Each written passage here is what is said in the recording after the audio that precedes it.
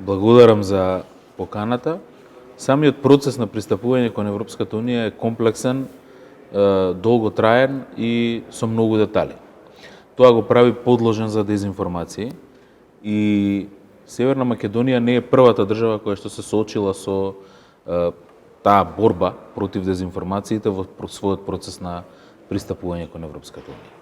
И во другите држави имало и дезинформации, предрасуди и полуинформации кои што се однесувале пред се на тоа како секојдневниот живот ќе се промени кога државата ќе влезе во Европска Унија. За жал, ние сме во уште потешки прашања, горливи прашања, кои што се врзани нели и со идентитетот и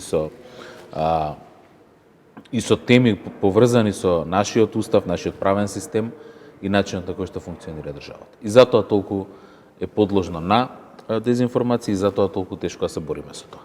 Ние како влада најпрво од самиот почеток, бидејќи нели се беше прашање цело време кој е датумот, каде е датумот, кој е датумот на почеток на преговорите, тој датум е 19 јули 2022 година и ние во сите прилики го повторуваме тоа. Она што е добро е што Европската Унија го свати тоа како неопходност, како нешто што мора да го прави постојано, да повторува дека преговорите се започнати.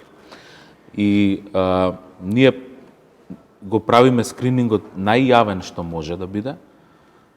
Дури однесовме една група на новинари, 15 на новинари од нашите медиуми во Брисел да го следат скринингот, да видат како тоа тече и да се уверат самите дека преговорите навистина се почнати. Ке продолжиме со таа пракса. Сметаме дека покрај секојдневното повторување и се присутноста на аргументите дека преговорите се почнати, од страна на нашата влада, но и од страна на Европската комисија и државите членки, неопходна е и перманентна едукација на граѓанските организации, но и перманентна едукација на медиумите околу процесот на пристапување кон ЕУ, затоа што, како што реков, има многу рокови, многу датуми, многу процедури, многу документи, долго трае и потребна е таа едукација.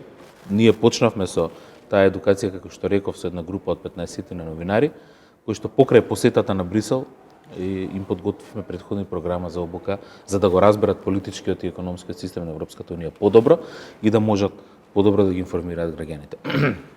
Што повеќе гласници има процесот на европски интеграции, тоа подобро за граѓаните и тоа помалку простор за дезинформација, манипулација и шпекулација.